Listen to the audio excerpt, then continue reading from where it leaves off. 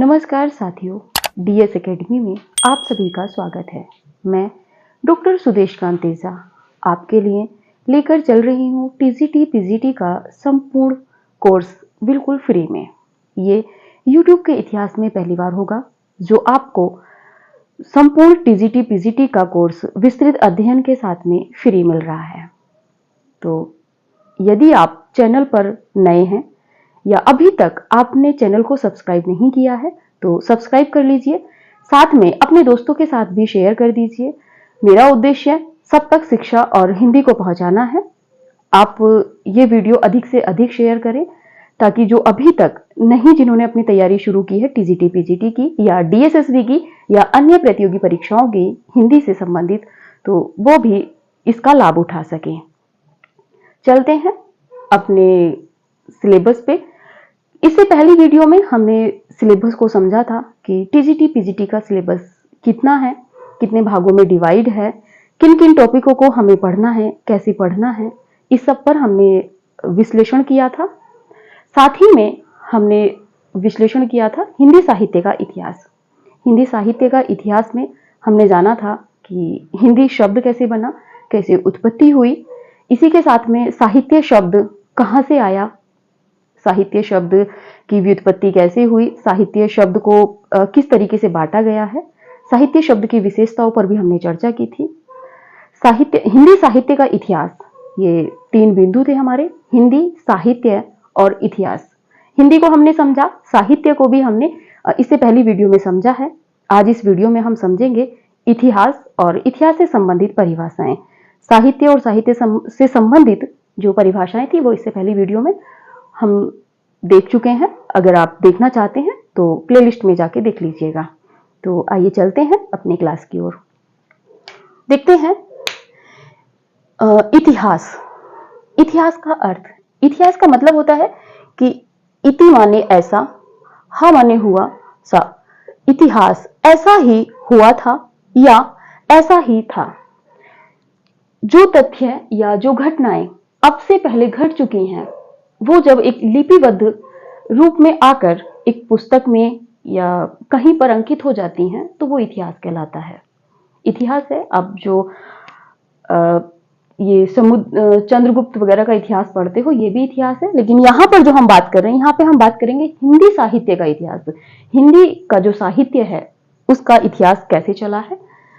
आगे बढ़ते हैं कि इतिहास के संदर्भ में विद्वानों की परिभाषाएं, क्योंकि इतिहास ऐसा ही हुआ था, जो घटनाएं पहले घटी हैं वो इतिहास में अंकित हो जाती हैं। अब से 10-20 साल पहले की भी जो घटनाएं हैं वो इतिहास बन चुकी हैं। आज भी कल जाके इतिहास बन जाएगा, होता है। अब हम देखेंगे कि इतिहास के संदर्भ में विद्वानों की परिभाषाएं।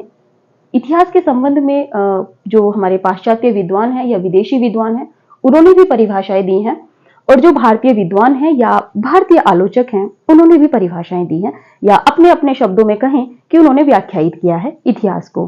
तो देखते हैं यहाँ पर सबसे पहली जो व्याख्या है भारतीय आलोचक या विद्वान की है, तो भारतीय आलोचक में है प्रखर पराकाष्ठा है रामचंद्र शुक्ल जी। इनका इतिहास एक हिंदी साहित्य के इतिहास में मील का पत्थर साबित होता है। तो देखते हैं रामचंद्र शुक्ल जी क्या कह रहे हैं इतिहास के विषय में। रामचंद्र शुक्ल जी कह रहे हैं कि प्रत्येक देश का साहित्य वहां की जनता की चित्तवृत्ति का संचित प्रतिबिंब होता है। तब यह निश्चित है कि जनता की चित्तवृत्ति में परिवर्तन के साथ साथ साहित्य के स्वरूप में भी परिवर्तन होता चला जाता है। आदि से अंत तक इन्हीं चित्तवृत्तियों की परंपरा को परखते हुए साहित्य परंपरा के साथ उनका सामंजस्य दिखाना ही साहित्य का इतिहास कहलाता है। रामचंद्र शुक्ल जी कहना चाह रहे हैं कि प्रत्येक देश का जो साहित्य है वो वहां की जनता की चित्तवृत्ति का संचित प्रतिबिंब होता है, यानी कि वहां की जो जनता है उसके मन मस्तिष्क में बैठा हुआ जो शब्द अंकित होते हैं या वहां का जो साहित्य होता है वो अंकित होता है, वो इतिहास होता है। इसके बाद में उन्होंने कहा है तब वह निश्चित है कि जनता की चित्तवृत्ति में परिवर्तन के साथ साथ, परिवर्तन कब होता है, जैसे जैसे समय परिवेश बदलता जाता है वैसे वैसे समय परिवर्तन होता चला जाता है और साहित्य भी बदलता चला जाता है। जैसे हमने देखा था कि हिंदी का विकास कैसे हुआ था। पहले संस्कृत थी, वैदिक संस्कृत आई, फिर लौकिक संस्कृत, पाली, प्राकृत, फिर अपभ्रंश। तो इस तरीके से जैसे जैसे समाज या जैसे जैसे भाषा या बोलियां बदलती चली गई, वैसे वैसे ही उनका साहित्य भी बदलता चला गया। पहले साहित्य संस्कृत में लिखा गया, फिर पाली में, फिर प्राकृत में। तो इस तरीके से शुक्ल जी कहना चाह रहे हैं, तो ये जो परिवर्तन होते हैं, इस तरह साहित्य में भी परिवर्तन होते चले जाते हैं, और ये परिवर्तन भी मनुष्य के मस्तिष्क में या उनकी चित्तवृत्ति यानी कि मन पर बैठ जाते हैं। आगे शुक्ल जी कह रहे हैं कि आदि से अंत तक इन्हीं चित्तवृत्तियों की परंपरा को परखते हुए साहित्य परंपरा के साथ साथ उनका सामंजस्य दिखाता है। साहित्य क्या करता है? साहित्य एक सामंजस्य है। साहित्य दो पहलुओं को एक साथ लेकर चलता है। कैसे चलता है? जैसे आपने गोदान पढ़ा होगा, तो गोदान को अगर आप 1936 के समय में पढ़ेंगे तो भी आपको लगेगा कि ये उस समय का परिवेश था। गोदान को आप 2023 में पढ़ेंगे तो आपको लगेगा किसान की जो मनोदशा है या होरी की, वो आज के किसान की भी वही मनोदशा है। तो ये क्या है? साहित्य। और साहित्य जो है आदि और अंत के बीच में सामंजस्य बिठा के चलता है। अगर 1936 से पहले भी आप गोदान के परिवेश को देखने का प्रयास करेंगे तो हुबहू वही मिलेगा। आज के 10 साल बाद या 20 साल बाद भी आपको जो गोदान में कथा प्रेमचंद जी ने लिखी है होरी के माध्यम से, वो कथा आपको वैसी ही मिलेगी। तो ये थी शुक्ल जी की परिभाषा। शुक्ल जी कहना चाह रहे थे कि साहित्य जो है वो समय के अनुसार बदलता भी है, लेकिन पुराने तथ्यों को अपने साथ लेकर भी चलता है। ये परिभाषा शुक्ल जी की थी इतिहास के संबंध में, उन्हीं के इतिहास से उठी हुई है, हिंदी साहित्य के इतिहास से। आगे बढ़ते हैं, आगे देखेंगे और परिभाषाएं भारतीय विद्वानों की।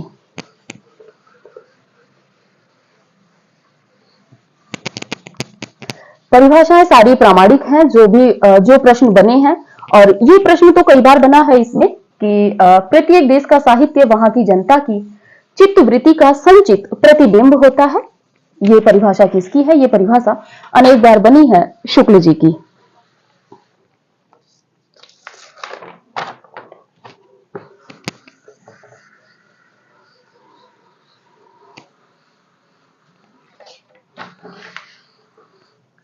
आगे हम लोग देखेंगे दूसरी परिभाषा रामस्वरूप चतुर्वेदी जी की।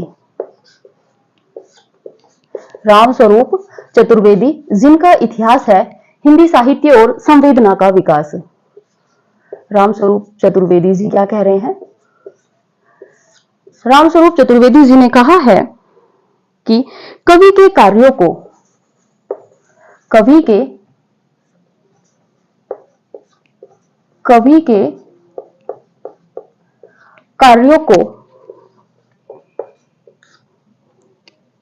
विकास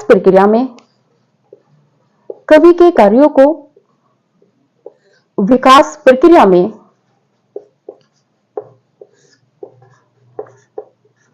न्यायोचित दिखाना ही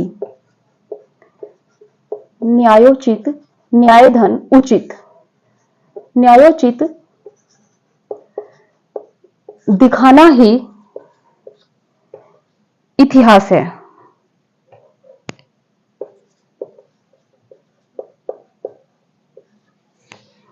दिखाना ही इतिहास है। ये रामस्वरूप चतुर्वेदी जी की परिभाषा है। उनके हिंदी साहित्य और संवेदना का विकास, जो उनका इतिहास है, उससे 1986 का है, और 1996 में इसको व्यास सम्मान मिला था इनको इस रचना पर। तो इन्होंने कहा है कि कवि या रचनाकार के जो कार्य होते हैं, कार्यों को विकास प्रक्रिया में, विकास किसका विकास की यहाँ पे बात कर रहे हैं? वो कर रहे हैं साहित्य के विकास की। विकास प्रक्रिया में न्यायोचित यानी कि एक मानक रूप में सही दिखाना ही इतिहास है। तो ये परिभाषा है कि कवि के कार्यों को विकास प्रक्रिया में न्यायोचित दिखाना ही इतिहास है। ऐसा ये कथन किसका है? तो ये कथन रामस्वरूप चतुर्वेदी जी का है। आगे देखते हैं अगली परिभाषा। अगली परिभाषा है डॉक्टर नगेंद्र जी की। डॉक्टर नगेंद्र आप सभी जानते हैं, डॉक्टर नगेंद्र जी का इतिहास है, डॉक्टर नगेंद्र और डॉक्टर हरदयाल जी का। और ये इतिहास इन्होंने लिखा नहीं है, ये इतिहास इन्होंने संपादित किया है। इसीलिए इनसे ये प्रश्न भी बनता है, हिंदी साहित्य का इतिहास किसने नहीं लिखा है। विकल्प में आपको डॉक्टर नगेंद्र मिलेंगे, वो सही होंगे क्योंकि डॉक्टर नगेंद्र ने लिखा नहीं है बल्कि संपादित किया है। देखते हैं इन्होंने क्या परिभाषा दी है इतिहास के विषय में। साहित्य का इतिहास, साहित्य का इतिहास बदलती हुई, इतिहास बदलती हुई अभिरुचियों और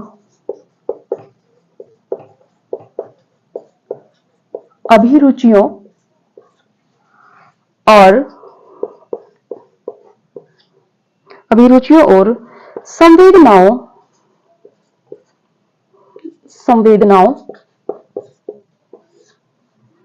का इतिहास होता है। संवेदनाओं का इतिहास होता है जिनका सीधा संबंध,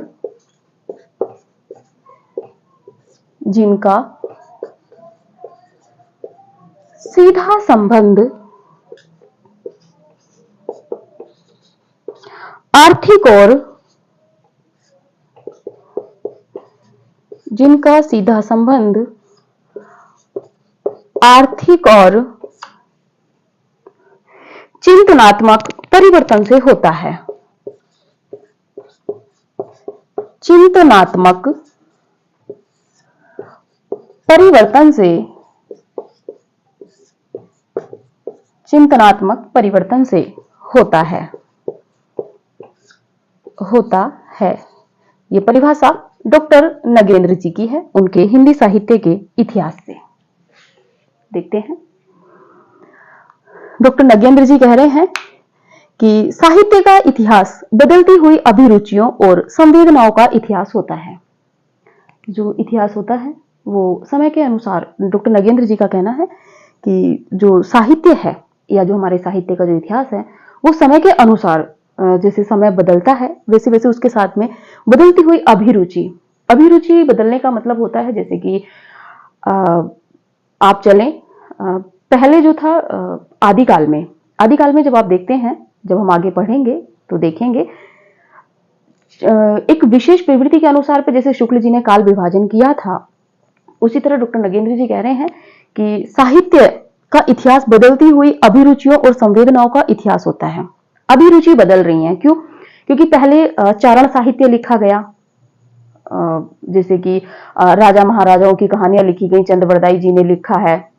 उसके बाद में जब हमारा भक्ति काल आ जाता है तो प्रवृत्ति बदल गई, एक मनुष्य की प्रवृत्ति भी उस समय बदल गई क्योंकि वहां पर भक्ति का अभाव आ गया था। कोई राम की भक्ति कर रहा है तो कोई कृष्ण की भक्ति कर रहा है, कोई ईश्वर को प्रेमिका के रूप में देख रहा है तो कोई प्रेमी के रूप में देख रहा है।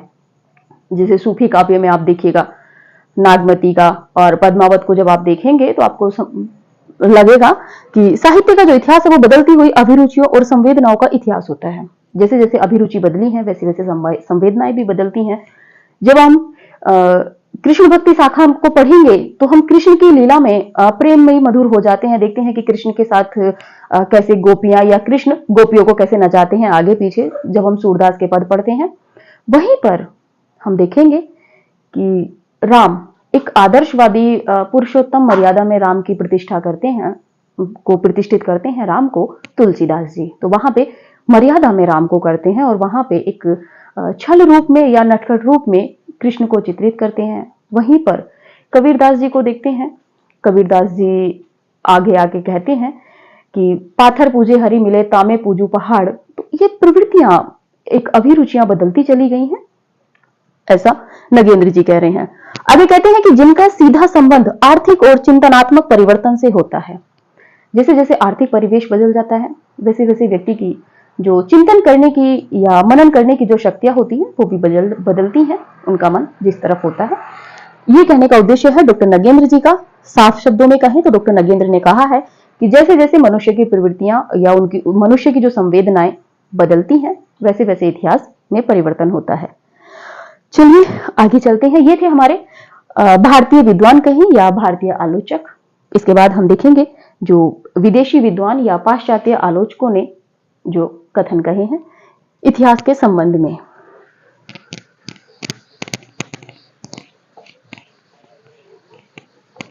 देखते हैं पाश्चात्य विद्वानों में कौन है। पहले देखेंगे हम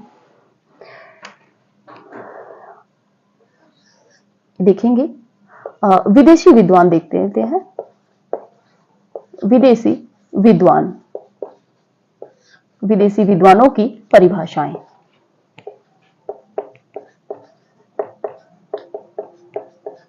विदेशी विद्वानों की परिभाषाएं पहले में देख रहे हैं हेरोडोटस।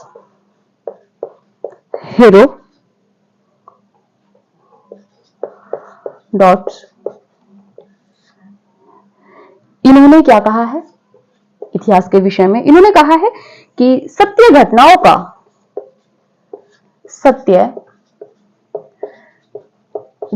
का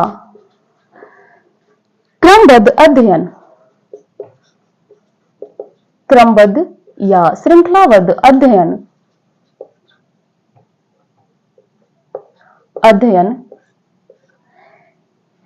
इतिहास है।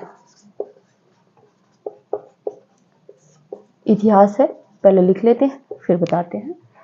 अगली परिभाषा दी है आपके हीगल ने। हीगल भी पाश्चात्य विद्वान हैं। ये कहते हैं कि इतिहास केवल घटनाओं का अन्वेषण एवं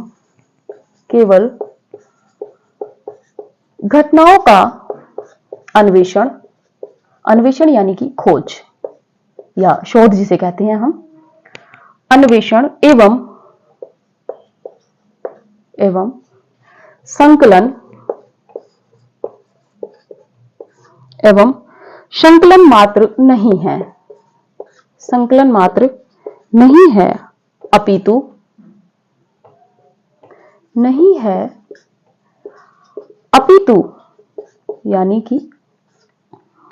अपितु उसके भीतर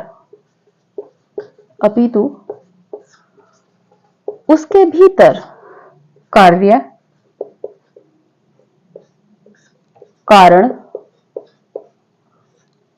को करने का जो कारण होता है, कार्य कारण श्रृंखला विद्यमान है। श्रृंखला यानी कि कार्य को करने के कारण की जो श्रृंखला होती है या जो क्रम होता है वो विद्यमान है यानी कि स्थापित है, तो विद्यमान है। तो ये जो परिभाषा थी ये हीगल की थी। अगली परिभाषा और नोट कर लेते हैं, एक साथ देखेंगे। अगली परिभाषा है विको की।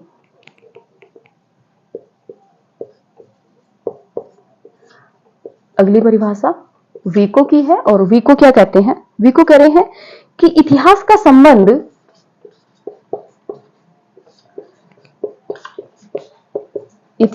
संबंध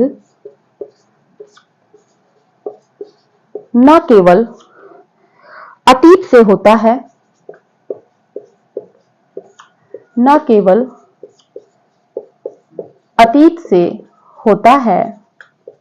अपितु इतिहास का संबंध न केवल अतीत से होता है, न वर्तमान से।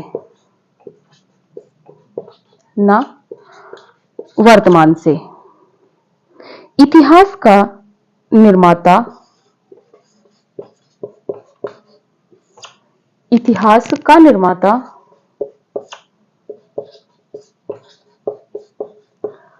स्वयं मनुष्य है।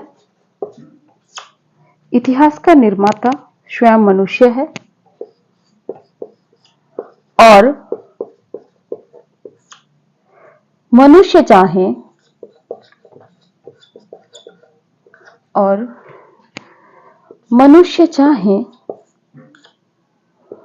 जिस युग का हो,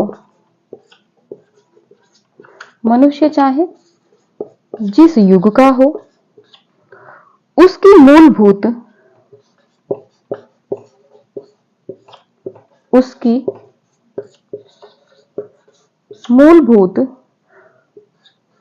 प्रवृत्तियां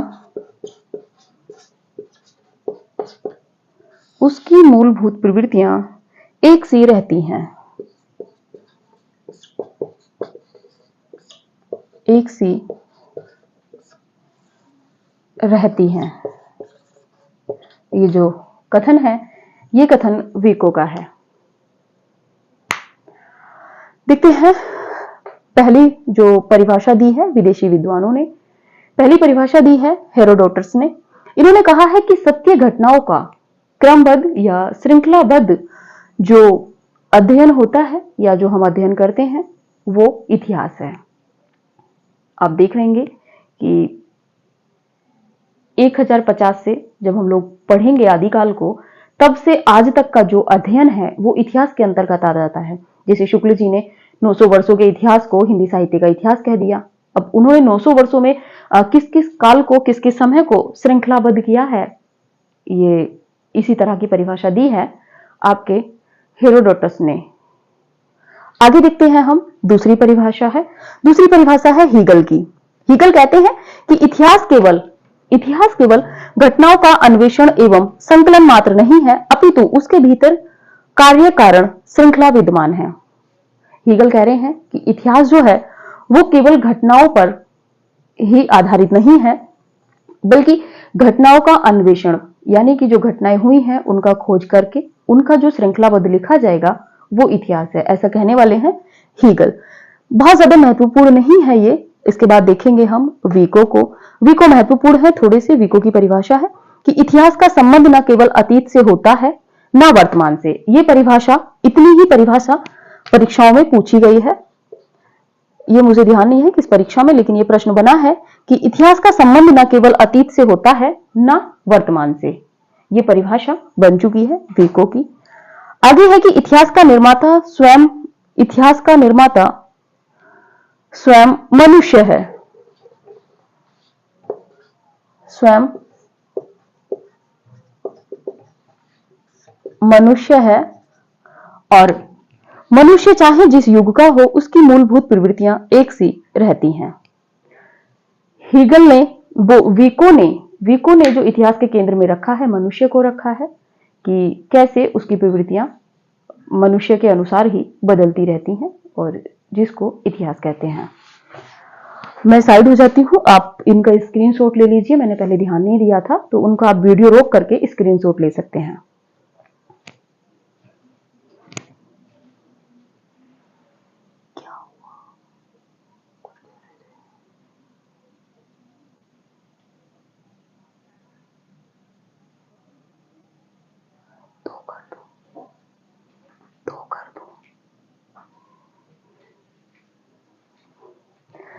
चलिए ठीक है, आपने स्क्रीनशॉट ले लिया होगा।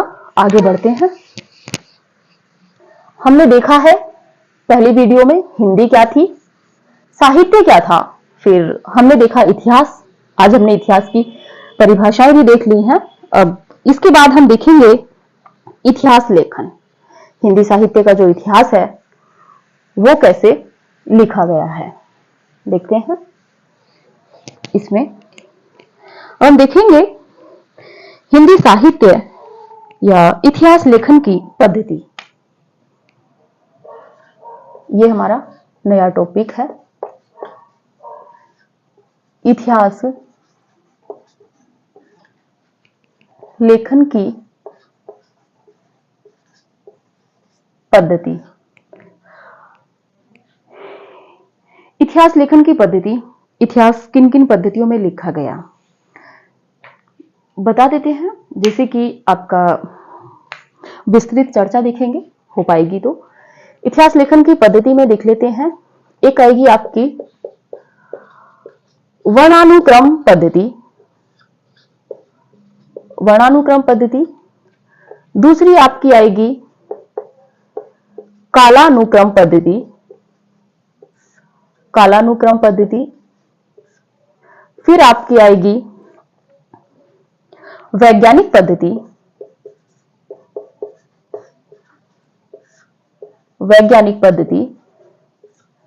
फिर आएगी आपकी विधेयवादी पद्धति। इसी के साथ में आपकी आएगी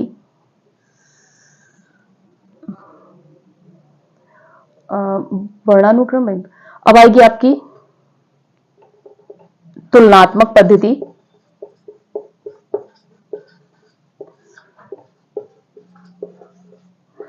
तुलनात्मक पद्धति। इसके बाद में आपकी आएगी परंपरावादी,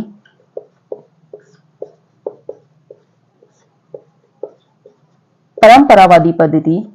और इसी के साथ में आपकी एक पद्धति और आ जाएगी समाज शास्त्रीय पद्धति।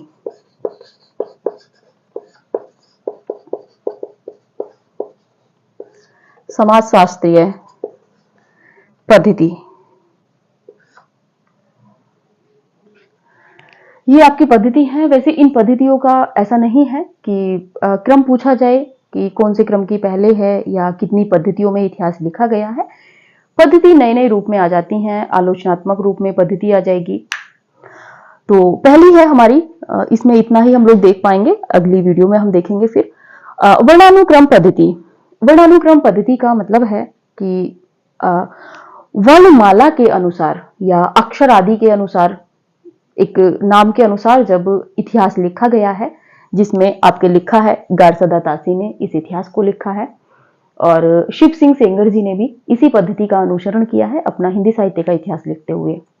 इनमें क्या क्रम चलता है कि पहले इन्होंने कोई काल विभाजन नहीं किया है, बहुत दोषपूर्ण और भद्दी जो है ये पद्धति है वर्णानुक्रम पद्धति।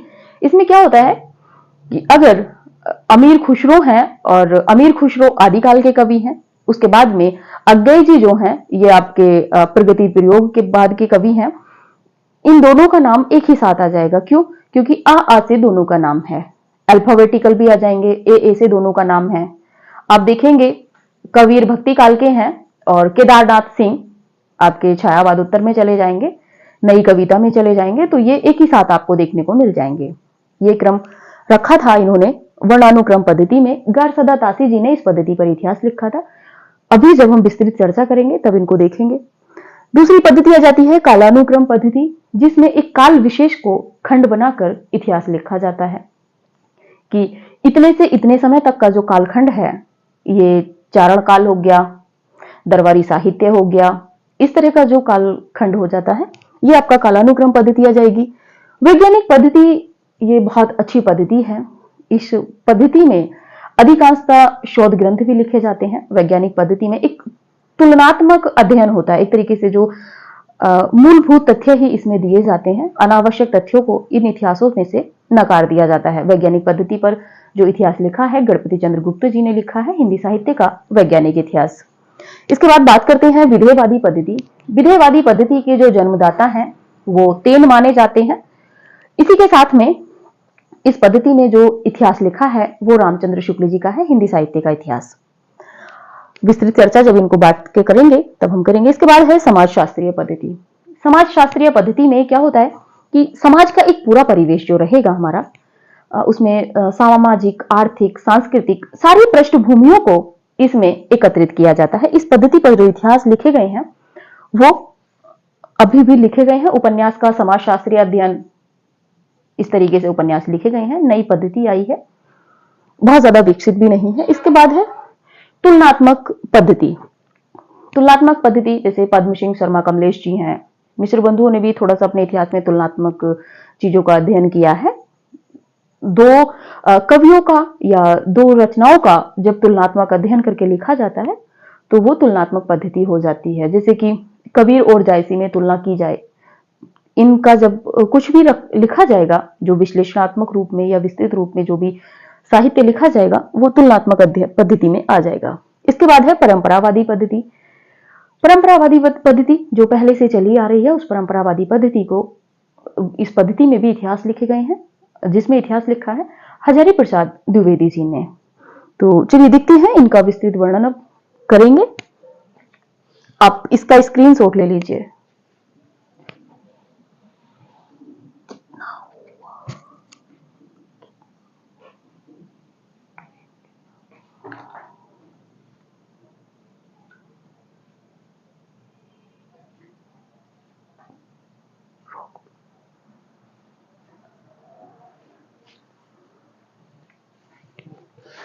चलिए देखते हैं वर्णानुक्रम पद्धति। पहले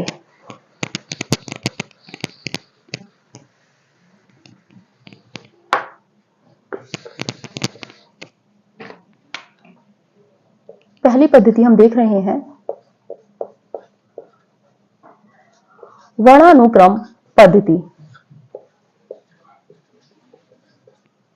वर्णानुक्रम पद्धति, इस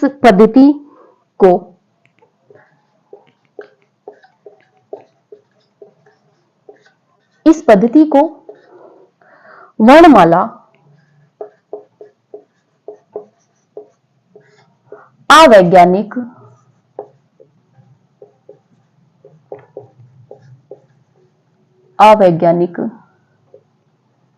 शब्दकोशात्मक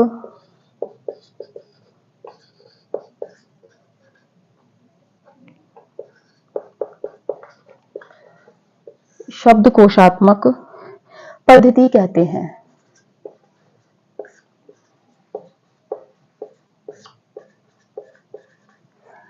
देखिए एक बार समझ लीजिए, इसको वर्णमाला अवैज्ञानिक शब्दकोशात्मक पद्धति क्यों कहते हैं। इसके और भी कई नाम हैं। आकार आदि पद्धति, जो गारसदा तासी ने लिखा है। शब्दकोशात्मक, जैसे शब्दकोश हम पढ़ते हैं तो जैसे कि एक ही क्रम में चला जाता है, ए आ ई उ इस तरीके से, या क ख ग घ इस तरीके के ही एक, मतलब 10 15 20 200 300 पेज में एक ही शब्द के अर्थ आपको मिलते चले जाएंगे, इसलिए इसको शब्दकोशात्मक पद्धति कहते हैं। वर्णमाला पद्धति, क्योंकि वर्णमाला के क्रम में लिखा गया है, ABCD अल्फाबेटिकल भी है, छोटा बड़ा के क्रम में भी इसको लिखा गया है। आगे है अवैज्ञानिक पद्धति। इसको इसलिए कहा गया है क्योंकि इसमें वैज्ञानिक तर्क कुछ नहीं है, सीधा सीधा उठा के रख दिया है, कौन सा पहला है, कौन सा कवि बीच का है, कौन सा अंतिम का है, इसमें कोई नहीं है। शुरू में जो आ जाए, अंतिम में जो पहले कवि को भी अंतिम में लिया गया है इसमें, इसीलिए इसको अवैज्ञानिक पद्धति कहते हैं, क्योंकि वैज्ञानिक जो पद्धति होती है उसमें तर्क के साथ में दिया जाता है, इसमें कोई तर्क नहीं है, यूं ही लिखा गया है। आगे देखते हैं, इसमें क्या है कि आ से ज्ञ तक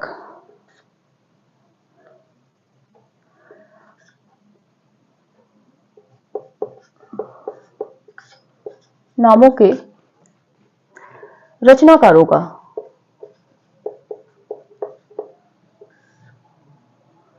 आ से ज्ञ तक वर्णों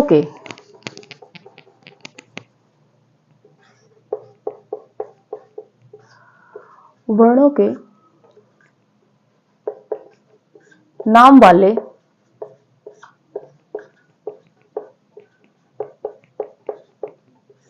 रचनाकारों को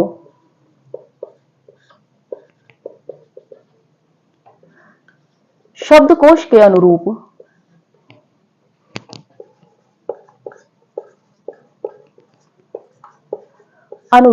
लिखा जाता है, जैसे कि अभी हमने पहले बताया है, लिखा जाता है। आगे देखते हैं, अगला बिंदु है इसमें दो लोगों के इतिहास मिलते हैं इस पद्धति में। गारशादा तासी जी का, गारशादा तासी जी का इतिहास है। इस्तवार दलाले त्रियोत्तर, कई बार यहां से भी प्रश्न बनता है। इस्तवार द ला लित रेत्युर, इस्तवार द लित रेत्युर एंदोई हिंदुस्तानी।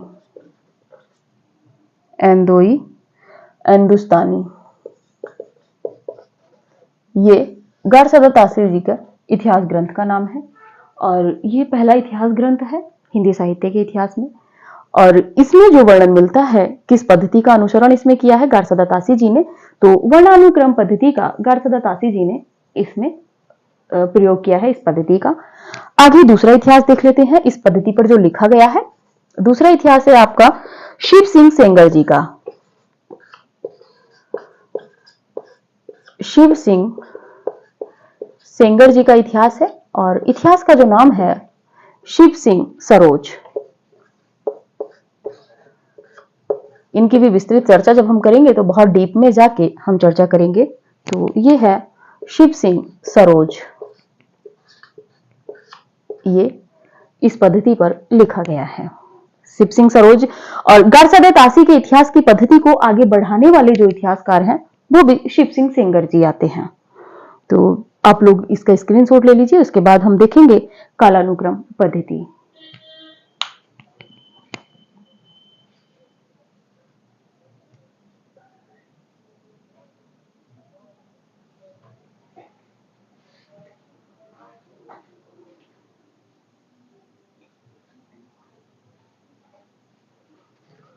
चलिए, आपने स्क्रीनशॉट ले लिया होगा, आगे देखते हैं कालानुक्रम पद्धति। आज हम पद्धतियों को देख लेते हैं, इसके बाद में हम हिंदी साहित्य के इतिहास पे पूछेंगे। दूसरे नंबर की पद्धति है हमारी कालानुक्रम पद्धति। कालानुक्रम पद्धति यह एक ऐसी पद्धति है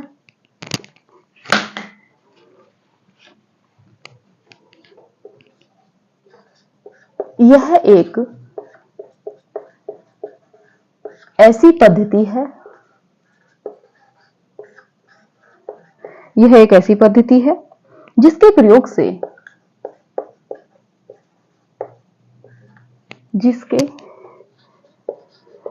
से इतिहास में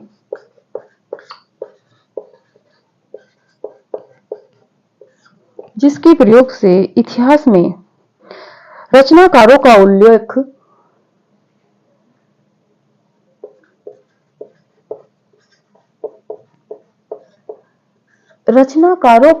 उल्लेख या उनका जो विवरण इतिहासों में मिलता है, उल्लेख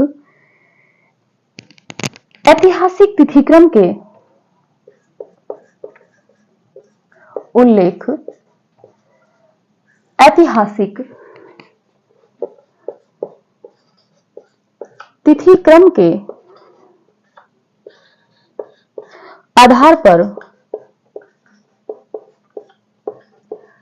आधार पर सुनिश्चित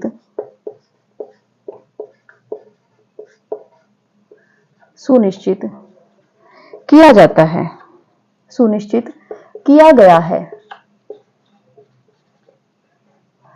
अब इस पद्धति में देख लेते हैं किसने इतिहास लिखा है। तो इस पद्धति में इतिहास लिखा है जॉर्ज गिरियार्सन,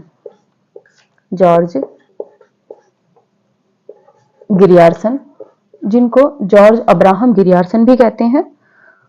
और इन्हीं के साथ में इनका इतिहास ग्रंथ है द मॉडर्न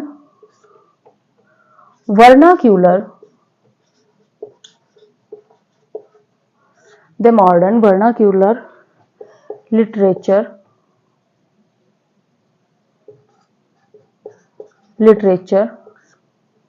ऑफ हिंदुस्तान।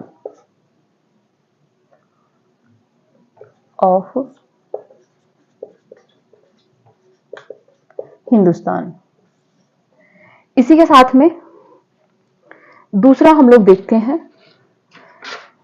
दूसरे नंबर पर आपको मिलेगा मिश्र बंधु विनोद। ये मिश्र बंधुओं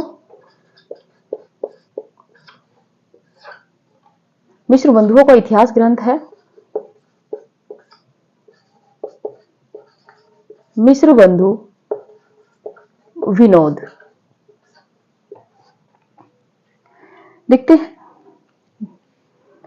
कालानुक्रम पद्धति का मतलब होता है कि एक काल विशेष को लेकर, या जैसे कि हम देखते हैं आदिकाल में जितने रचनाकार हैं वो आदिकाल के ही हैं। 1050 से 1375 के बीच के जो रचनाकार हैं वो आदिकाल के अंतर्गत आए हैं। इन्होंने क्या किया है, जॉर्ज गिरियर्सन जी का पहला प्रयास है। जॉर्ज गिरियर्सन जी का जो ये हिंदी साहित्य का इतिहास है अंग्रेजी भाषा में है। इन्होंने क्या किया है कि एक काल विशेष को लिखा है, जैसे कि चारण साहित्य। सबसे पहले इनके अध्याय का जो हिंदी साहित्य का इतिहास है इसका अध्याय ही आ जाता है चारण साहित्य, पहला अध्याय है। 11 अध्यायों में इन्होंने इसको विभक्त किया है, 11 भागों में या कालखंडों में इन्होंने विभाजित किया है। जैसे चारण साहित्य हो गया, दरबारी साहित्य हो गया, जायसी, मुगल काल, इस तरह से इन्होंने, या विक्टोरिया शासन युग, इस तरीके से इन्होंने अपने इतिहास को एक काल विशेष के अनुरूप बांटा है, जो जिस काल का है या जिस प्रवृत्ति का है वो उसी काल में आएगा। इन्हीं का जॉर्ज गिरियर्सन का अनुसरण किया है मिस्र बंधुओं ने, और मिस्र बंधुओं में 3 भाई आते हैं। इसी में ये मिस्र बंधु विनोद इनका इतिहास ग्रंथ है। ये इतिहास ग्रंथ the modern vernacular literature of Hindustan की पद्धति पर ही, मतलब इसके अनुसरण करके ही ये लिखा गया है। तो ये कालानुक्रम पद्धति थी, आप स्क्रीनशॉट ले लीजिए।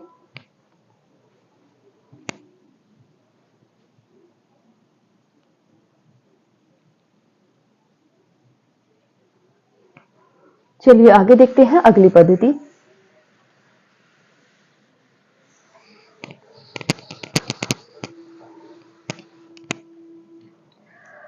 अगली पद्धति देखते हैं, तीसरे नंबर की हमारी पद्धति है वैज्ञानिक पद्धति।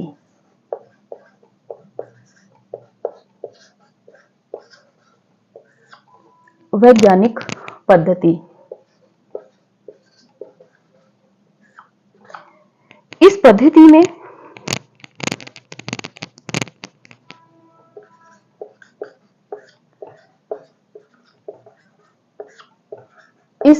में तर्क का प्रयोग करते हुए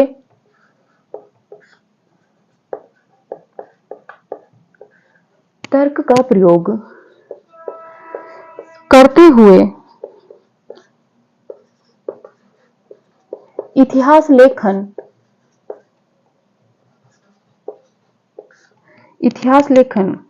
किया जाता है।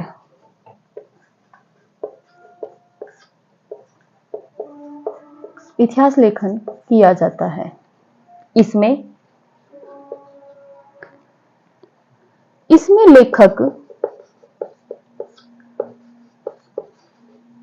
लेखक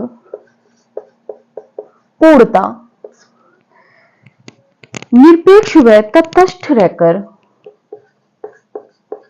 निरपेक्ष यानी कि बिना किसी का पक्ष लिए वो निरपेक्ष व तटस्थ रहकर यानी कि अडिग रहकर तथ्यों का संकलन करता है।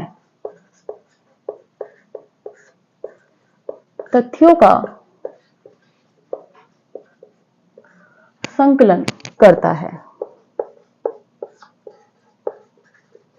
और आगे देख लेते हैं, इस पद्धति पर जो इतिहास लिखा है वो लिखा है गणपति चंद्र गुप्त जी ने।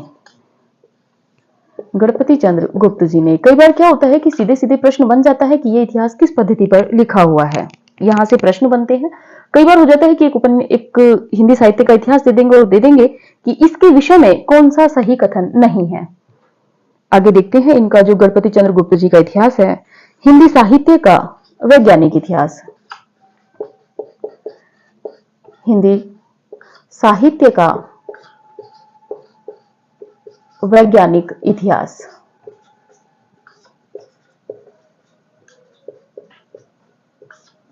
वैज्ञानिक इतिहास देखिए, वैज्ञानिक पद्धति का मतलब है कि इसमें जो लेखक लिख रहा है, जो भी उसने तथ्यों का संकलन किया है वो एक तर्क रूप में किया है, तटस्थ होकर किया है।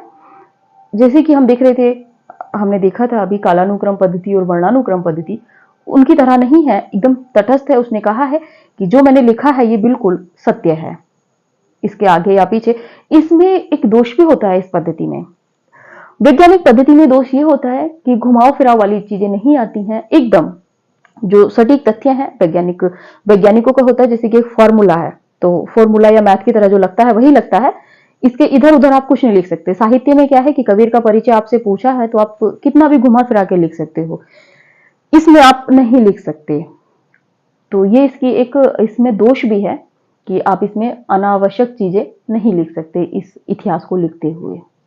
आप स्क्रीनशॉट ले लीजिए। और इस पद्धति में लेखक जो है वो पूर्ण तटस्थ रहेगा, निरपेक्ष रहकर तथ्यों का संकलन करेगा, तर्क के साथ में करेगा। और इस पद्धति पर जो पहला इतिहास लिखा गया है वैज्ञानिक पद्धति पर, तो वैज्ञानिक पद्धति पर पहला इतिहास गणपति चंद्र गुप्त जी का है, डॉक्टर गणपति चंद्र गुप्त जी का हिंदी साहित्य का वैज्ञानिक इतिहास। आप स्क्रीनशॉट ले लीजिए, हम साइड हो जाते हैं।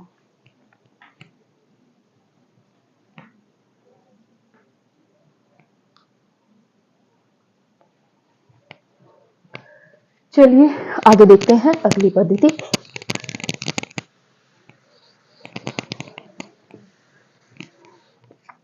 अगली पद्धति है हमारी विधेयवादी पद्धति।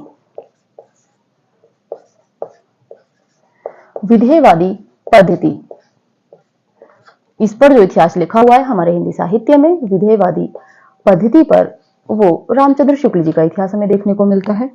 विधेयवादी पद्धति, इस पद्धति के इसके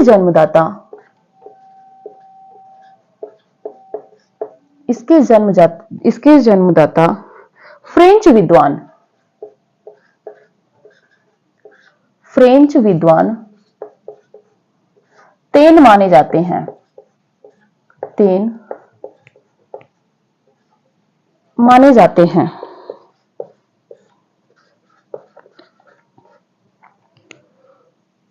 तेन महोदय ने, आगे देखते हैं, तेन महोदय ने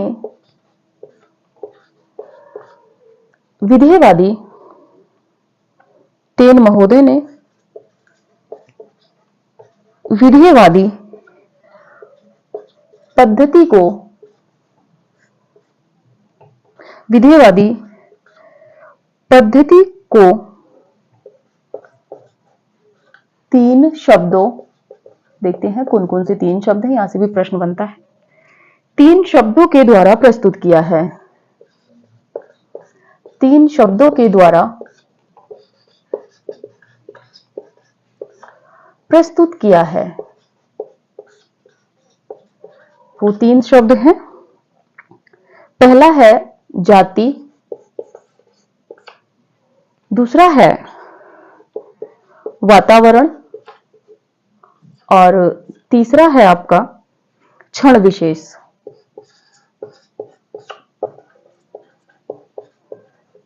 इनमें भी देख लेते हैं इनके अंतर्गत क्या क्या आता है। ये पहला हुआ आपका, ये दूसरा और ये तीसरा। इसका मतलब होता है, जाति का मतलब है कोई जाति विशेष, कोई भी जाति, मनुष्य, पशु या उनके अंदर भी जाति या जो समुदाय रहेगा वो।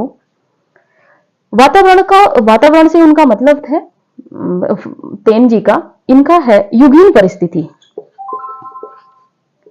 युगीन परिस्थिति यानी कि इतिहास लिखते हुए एक तो ये देखना है कि जाति कैसी है, विधेयवादी पद्धति के अंतर्गत ये आएंगी तीनों, और इसी के साथ में उन्होंने कहा है कि युगीन परिस्थिति यानी कि वातावरण कैसा होगा। वातावरण के अंतर्गत उन्होंने रखा है कि युगीन परिस्थिति कैसी है। इसके बाद में उन्होंने रखा है क्षण विशेष, यानी कि जो समसामयिक जो घटनाएं होती हैं,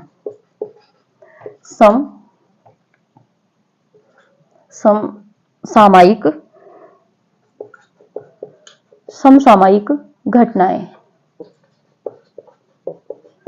समसामयिक घटनाएं जो होती हैं वो किसके अंतर्गत आती हैं, तो समसामयिक जो घटनाएं होंगी इनके अनुसार, तेन जी के अनुसार वो क्षण विशेष में रहेंगी। आपके वातावरण में युगीन परिस्थिति रहेंगी, और जाति में आपका कोई भी जाति रहेगी, और ये तीनों जिसमें होंगी वो पद्धति विधेयवादी पद्धति होगी। कई बार क्या प्रश्न बन जाएगा, नवीन प्रश्नों को अगर देखें कि विधेयवादी पद्धति के अंतर्गत आने वाला शब्द है आपका रहेगा जाति, वातावरण या क्षण विशेष। इनसे भी अगर प्रश्न वो घुमाएगा तो फिर ये नीचे वाले तीनों दे देगा, कोई भी जाति, युगीन परिस्थिति या समसामयिक घटनाएं। आगे कुछ और भी दे देंगे तो वो प्रश्न नहीं, वो विकल्प गलत होगा। इसलिए आप नए तथ्यों के अनुसार इनको देख के चलिए। आगे बढ़ते हैं। अगला है, और इस पद्धति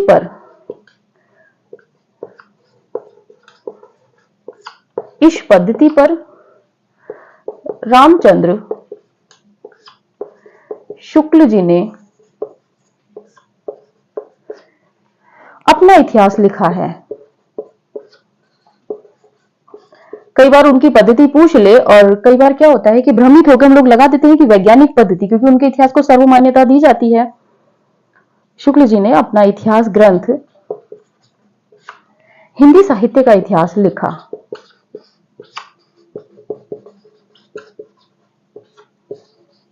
हिंदी साहित्य का इतिहास लिखा। आप स्क्रीनशॉट ले लीजिए। आगे बढ़ते हैं, 2-3 टॉपिक और हैं।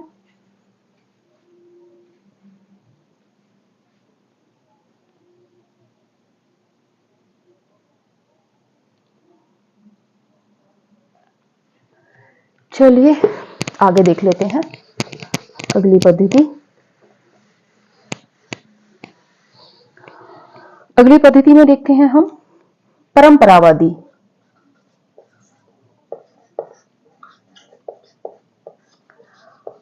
ये बहुत ज्यादा महत्वपूर्ण नहीं है, बस आपको जानकारी होनी चाहिए कि कौन कौन सा इतिहास इसमें लिखा है।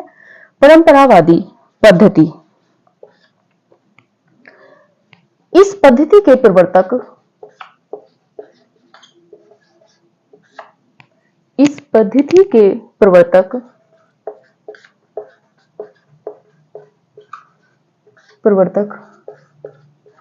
टी.एस.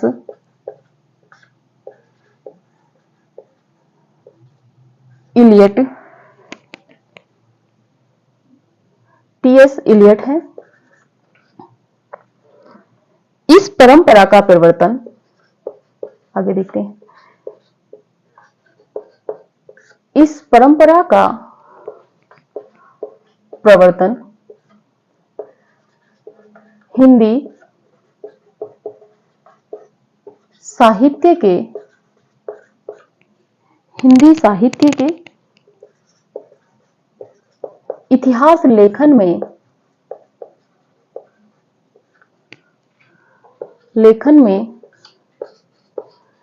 हजारी प्रसाद द्विवेदी जी ने किया।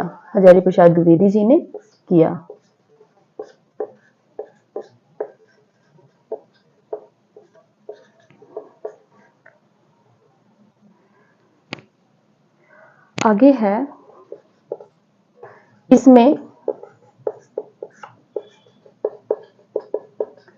भाषाई परंपरा का ध्यान रखते हुए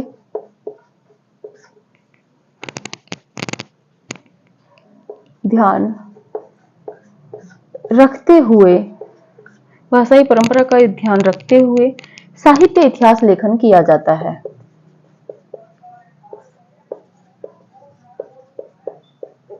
साहित्य इतिहास लेखन किया जाता है।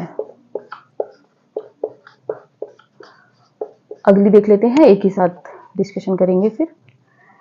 अगली है समाजशास्त्रीय पद्धति।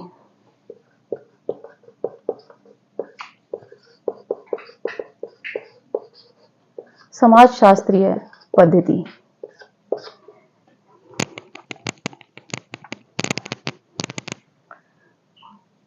इस पद्धति में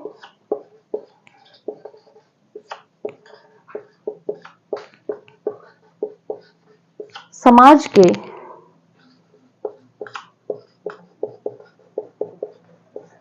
सामाजिक, आर्थिक, सांस्कृतिक आदि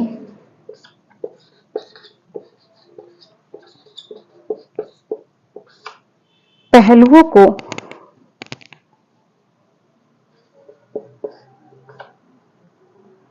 विश्लेषित किया जाता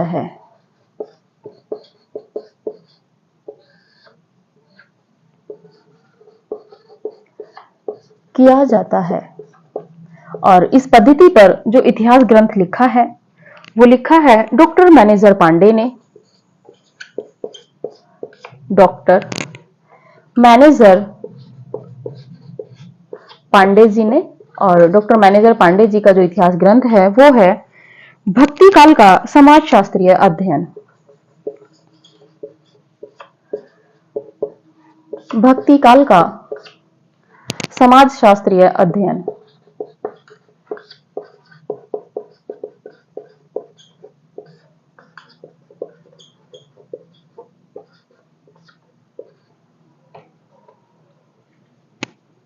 चलिए देखते हैं परंपरावादी पद्धति। इस पद्धति के प्रवर्तक जो है टी.एस. इलियट, जो पाश्चात्य हैं उनका है, वो इस पद्धति के प्रवर्तक माने जाते हैं।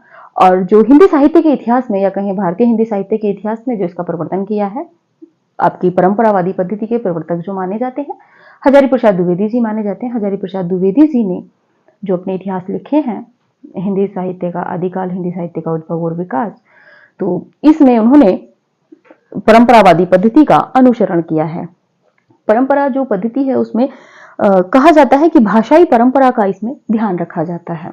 जो भाषाई परंपरा हमारी चली आ रही है उसका इस पद्धति में ध्यान रखा जाता है। आगे बढ़ते हैं, अगली पद्धति है समाजशास्त्रीय पद्धति। इस पद्धति में क्या होता है कि समाज का जो एक क्षेत्र है, सामाजिक है, राजनीतिक भी थोड़ा आता है, आर्थिक है, सांस्कृतिक है, इनके तथ्यों को विश्लेषित किया जाता है, उन्हीं के आधार पर लिखा जाता है।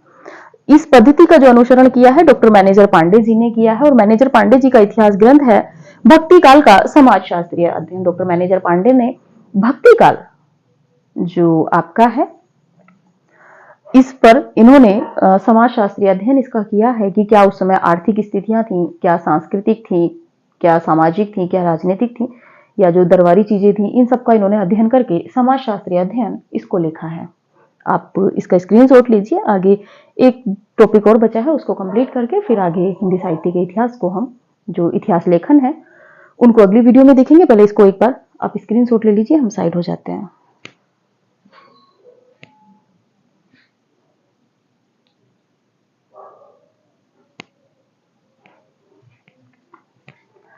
चलिए देखते हैं।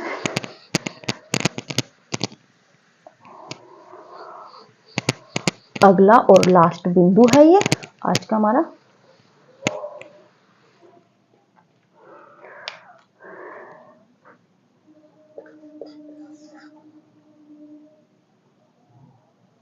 मार्क्सवादी पद्धति।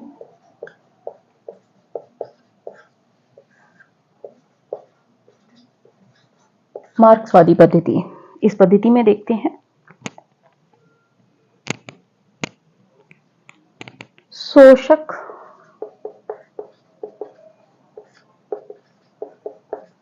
शोषित,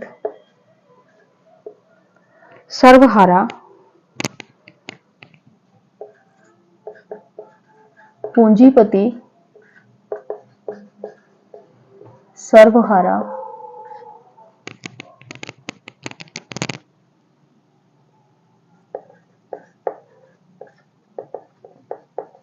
मिल मालिक,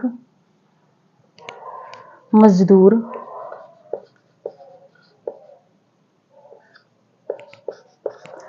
सभी के अंतः संबंधों को ध्यान में रखते हुए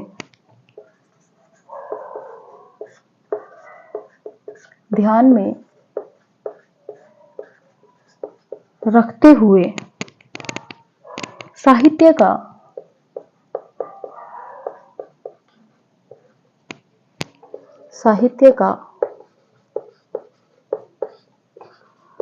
मूल्यांकन किया जाता है।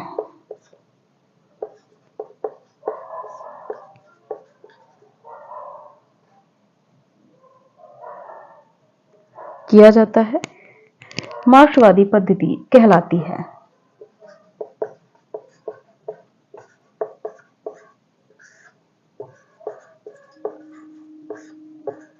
मार्क्सवादी पद्धति कहलाती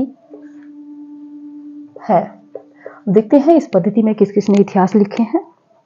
इस पद्धति में इतिहास लिखने वाले हैं रामविलास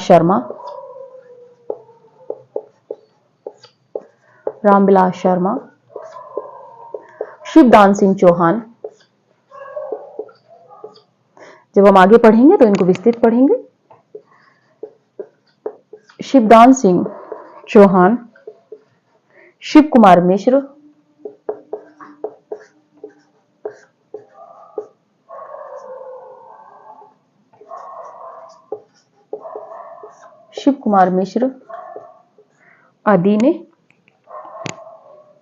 आदि इन्होंने इस पर इतिहास लिखा है। आगे देख लेते हैं हम तुलनात्मक पद्धति।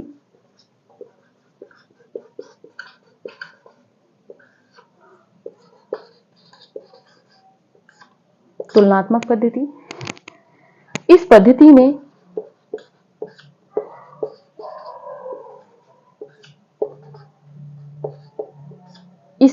में रचनाकार व उनकी रचनाओं का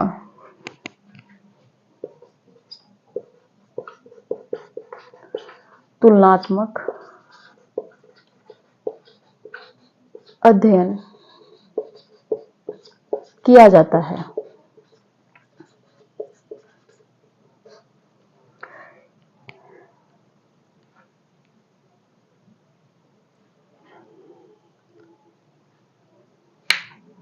ये थी हमारी पद्धति, जो मूल पद्धति है। आगे जैसे जैसे इतिहास लिखे जाते हैं वैसे वैसे पद्धतियां बढ़ जाती हैं, लेकिन ये थी हमारी मार्क्सवादी पद्धति। मार्क्सवादी पद्धति में जो शोषण है, शोषित है, पूंजीपति है, सर्वहारा है, किसान या मिल मालिक जो हैं वो कैसे शोषण करते हैं, इन सब का ध्यान रखते हुए या इन सब का जो संबंध है इनका मूल्यांकन करते हुए या इनको मापते हुए जब एक इतिहास लिखा जाता है तो वो मार्क्सवादी पद्धति में आता है। और इस पद्धति पर जो इतिहास लिखे हैं रामविलास शर्मा है, शिवदान सिंह चौहान है, शिव कुमार मिश्र हैं। जब आगे इतिहास पढ़ेंगे हम तब इनकी विस्तृत चर्चा करेंगे। इसके बाद है तुलनात्मक पद्धति। तुलनात्मक पद्धति में जो इतिहास ग्रंथ लिखा जाता है उसमें हम देखते हैं कि रचनाकार और उनकी रचनाओं का तुलनात्मक अध्ययन किया जाता है। तो ये हमारा आज तक का था। इसके बाद कल अगली क्लास में हम देखेंगे हिंदी साहित्य के इतिहास में जो इतिहास लेखन जो शुरू हुआ है, ये इतिहास की पद्धति थी। अब इन पद्धतियों पर किस किसने इतिहास लिखा है, उनकी परंपरा को किसने आगे बढ़ाया है, इतिहासों की विशेषताएं क्या हैं, उनके दोष क्या हैं, गुण क्या हैं, ये सब जो महत्वपूर्ण तथ्य रहेंगे वो हम अगली वीडियो में देखेंगे। गारसादा तासी हैं आपके, शिव सिंह सेंगर हैं, गिरियर्सन हैं, इन सब इतिहासों की हम विस्तृत चर्चा करेंगे। तो अगर आप अभी तक भी आपने चैनल को सब्सक्राइब नहीं किया है तो सब्सक्राइब कर दीजिए, साथ ही दोस्तों के साथ में शेयर कर दीजिए। ये जो हमारी श्रृंखला चल रही है फ्री क्लासेस की, संपूर्ण कोर्स की, ये हमारी निरंतर चलती रहेगी। टीजीटी पीजीटी हम पूर्ण कोर्स आपको फ्री में देंगे। तो ज़्यादा से ज़्यादा आप दोस्तों में शेयर कीजिएगा और सब्सक्राइब कीजिएगा, और जितना हो सके शेयर कीजिए ताकि जो बच्चे फीस नहीं दे पा रहे हैं या फीस के अभाव में नहीं पढ़ पा रहे हैं, तैयारी शुरू नहीं कर पा रहे हैं, तो वो हमारे साथ जुड़कर अपनी तैयारी को बेहतर कर सके। हमारा उद्देश्य सिर्फ इतना ही है कि फ्री में हम देने के लिए आए हैं हिंदी सेवा के लिए। ज़्यादा से ज़्यादा आप लोगों को जोड़िए।